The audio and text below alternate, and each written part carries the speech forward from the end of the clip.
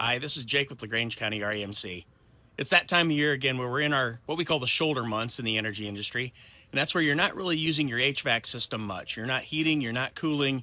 This is the perfect time for us to decide what your base load looks like and how we can best help you shave some of that usage so that your monthly bills go down. So, when you're not heating and cooling a whole lot, we're looking at things that might be your day-to-day usage. It might be things like your coffee pot running every day, your cooking patterns, your laundry, your showers, those kind of things that you need for the day-to-day living, TVs, that kind of stuff. So that's what we kind of look at on the shoulder months. The flip side of that is that's the perfect time of year to have your systems, your HVAC systems, cleaned and tuned.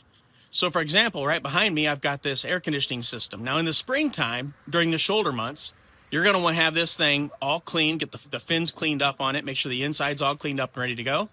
And so that it's going to operate efficiently in the summer months. In the winter, if you have a heat pump, this is the perfect time to get that heat pump squared away, make sure that it's working efficiently, and it's going to perform for you during the colder months to provide the heat that you need. So we call that a clean and tune. And just so happens that if you want to try to clean something like this on your own, we have a video for that. It's on our YouTube page. Check it out. On the inside, you're going to want to look at things like your furnace filters, the A coils, and that's something that a professional contractor should really do when it comes to the A coil cleaning and making sure that the motor is cleaned up and tuned up and ready to go for you.